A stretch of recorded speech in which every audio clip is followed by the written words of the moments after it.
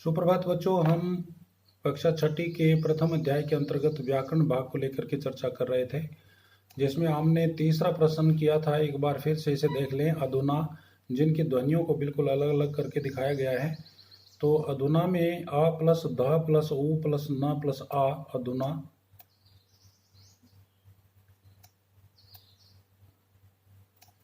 इसी तरह से अपी है तो अ प्लस पा प्लस ई अपी, अथवा अ प्लस थ प्लस अ प्लस व प्लस आ अथवा, अतः अ प्लस थ प्लस अ, आगे विसर्गे हैं अतः। आम, आ और माँ दोनों ही, इनमें अधिक ध्वनियाँ नहीं है। इसी तरह से आप ऊंचाई देखते हैं तो ऊ प्लस च हाफ है, फिर च इसमें से ऐ की मात्रा अलग निकाल दी, ऊंचाई विसर्गे ऊंचाई है।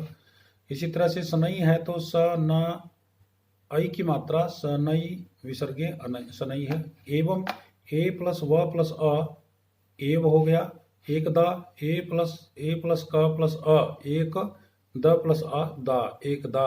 इसी तरह से एवं है ए प्लस व प्लस अ प्लस म एवं। च है तो च प्लस अ, न प्लस अ, नीचई न प्लस ई प्लस च प्लस ऐ विसर्गे हैं नीचई ही। इसी तरह से पुनः प प्लस उ प्लस न प्लस अ पुनः। परंतु प प्लस अ प्लस र प्लस अ पर, हाफ न है तो न आ गया, पर तू ता उ परंतु। इसी तरह से पूरा है तो पु र आ रा पूरा पूरा। इसी तरह से शीघ्रम है तो स प्लस ई शी घ्र, घ प्लस र प्लस आ घ्र और मा शीघ्रम हो गया। स्वाहा तो स प्लस व प्लस अ स्वा और आगे विसर्ग हैं तो स्वाहा हो गया। हया ह प्लस य प्लस अ और हया बन गया। तो हमने ये पेज नंबर 9 पूरा किया। इसके बाद नेक्स्ट पर चले जाएं। हमारा नेक्स्ट पेज जो है उसमें बताया है, जैसे बही है तो आप देखें तो बही बा प्लस हा प्लस ई, तो यहाँ बा प्लस आ आएगा, बा प्लस आ प्लस हा प्लस ई और आगे विसर्गें बही। बिना बा प्लस ई प्लस न प्लस आ बिना। तो इस तरह से आपने ये देखा कि ये जो ध्वनियां हैं हमने अलग अलग तोड़ दी, व्यंजनों को अलग किया और स्वरों को अलग किया। आपने एक बात का ध्यान रखना है, आप जब किसी भी किसी भी शब्द के व्यंजनों को स्वरों से अलग करें तो जो स्वर है उसको नहीं तोड़ना। अपने स्वर अगर दीर्घ है तो उसको दीर्घ ही लिखना है, ह्रस्व है तो ह्रस्व ही लिखना है। लेकिन व्यंजनों के अंदर से उनको अलग निकाल करके व्यंजनों को हलंत करना है, और जिसमें छोटी या बड़ी जो भी साउंड, जो भी स्वर जिन जिन व्यंजनों के अंदर लगा हुआ है उनको निकालेंगे, उनसे अलग अलग करेंगे, व्यंजन की ध्वनि को हलंत करेंगे, प्लस के साथ में आगे उसकी जो आवाज है वो लिख देंगे। आप अपने परिवार के सब सदस्यों के नाम लिख के उन ध्वनियों को भी तोड़ तोड़ करके देखें, ताकि आपको ध्वनियों को जोड़ना तोड़ना आए। आपके नज़दीक हैं आपके परिवार के सब सदस्यों के नाम, आपके घर की अनेक वस्तुओं के नाम, वो सारे नाम रखें, अपनी कॉपी में लिखें और उससे आप उसका अभ्यास करें, तो आपको स्वर व्यंजन का अभ्यास बहुत जल्दी हो जाएगा।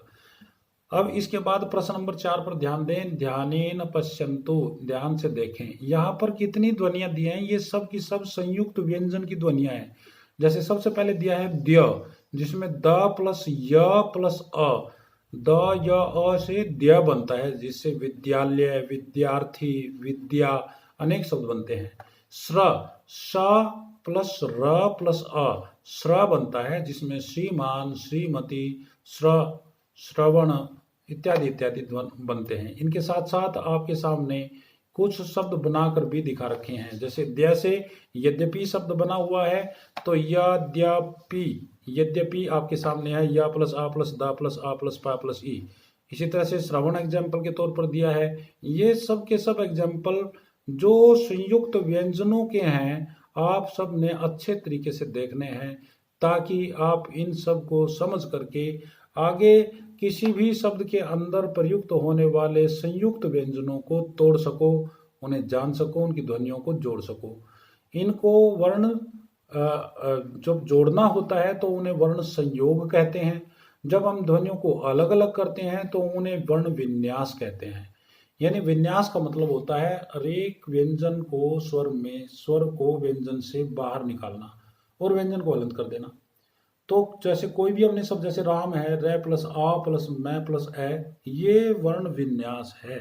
और रै प्लस आ प्लस मैं प्लस ए को जब हम जोड़ के राम बनाएंगे तो वो वर्ण संयोग होगा। तो हमें वर्ण संयोग और वर्ण विन्यास की भाषा भी पता होनी चाहिए।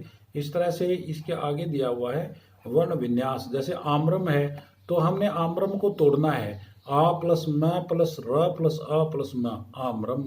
ऐसे राष्ट्रम है तो रा को तोड़ेंगे, रै प्लस आ रा, स तो स है, ट्र है तो ट प्लस रा प्लस आ है, ट्र और म राष्ट्रम। आप इस तरह भी कर सकते हो अपनी सुविधा के अनुसार। जैसे सबसे पहले आपने भ्रमती शब्द लिखा है तो भ्रय को अंडरलाइन कर लें और भ्रय को ही लिखें भा प्लस र प्लस आ, तो हमारा भ्रय हो गया। फिर आगे म है तो फिर म को तोड़ दो तो यहाँ पर म में से आ छोड़ा हुआ है तो म प्लस ए आगे आएगा, म प्लस आ। इसी तरह से ती है तो ता प्लस ई, तो भ्रमती हमारा रूप बनेगा। इसी तरह से आपके सामने हरिष्ट है तो हरि को पहले लेंगे हा प्लस री हरि, फिर हाफ से है तो हाफ से लिखेंगे, फिर ट है तो ट आ विसर्गेण टा हो गया। हर शाह तो हा लेंगे तो हा प्लस आ हा हो गया, र ऊपर चढ़ा हुआ है तो र आगे लिख दिया हर, फिर आगे सा है तो सा प्लस आ करके विसर्गी कर दें। इसी तरह से आपके सामने वृषभा है तो वृष में सबसे पहले वृ लेंगे वा प्लस री, फिर सा है सा प्लस आ और भा है तो भा प्लस आ। तो इक्षु ई प्लस ई है वो स्वर है, उसको टूट नहीं सकता कुछ, तो का शाक्षा हो गया और ऊ क्षु हो गया तो इक्षु ई का शा उ। तो इसी तरह से डमरू है और छत्रम है। तो यहाँ पर ये इनके वर्ण विन्यास भी दे रखे हैं। तो इस तरह से आप इनको तैयार करें और अपनी कॉपी में लिखें। आप अभ्यास के लिए और शब्द लेकर के अभ्यास कर सकते हैं ताकि वर्ण और स्वरों को आप अलग अलग पहचान सकें। धन्यवाद।